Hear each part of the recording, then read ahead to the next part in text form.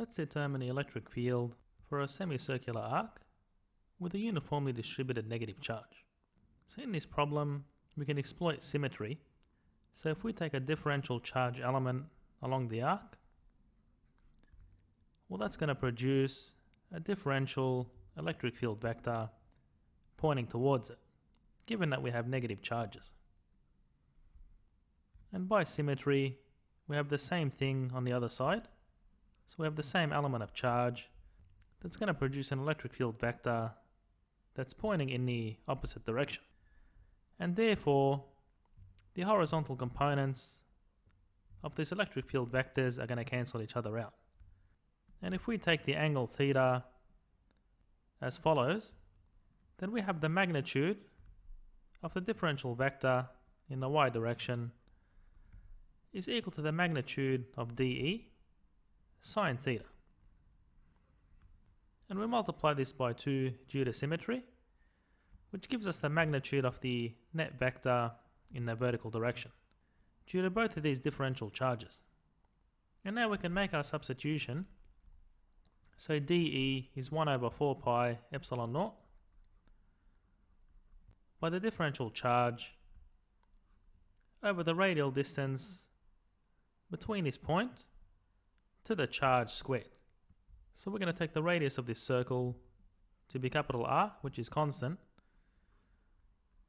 and we have sine theta. And therefore, the differential charge is simply the linear charge density multiplied by the differential arc length along this semicircular arc, which is ds. And ds is simply r d theta. And now we can substitute for dq and simplify this equation. So in the numerator we have 2 lambda r d theta over 4 pi epsilon naught r squared by sine theta.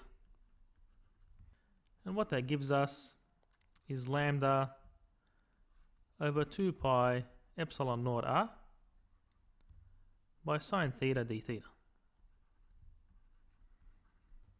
And that's equal to dEy. And therefore, integrating both sides of this equation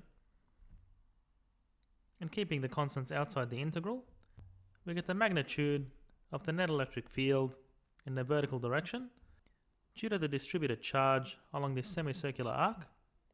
And what we're doing is integrating from 0 to pi on 2. Due to the symmetry of the problem, because we multiply by 2 here, so all we need to do is integrate from theta equals 0 to a quarter way. So really think about that. So therefore this gives us lambda on 2 pi epsilon naught r, and this integral evaluates to minus cosine theta, evaluated from 0 to pi on 2.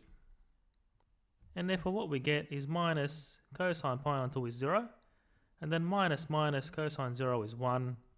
So that gives us lambda on 2 pi epsilon naught r. And that's our magnitude of the electric field at the center of this semicircular arc. And I'll see you in the next video.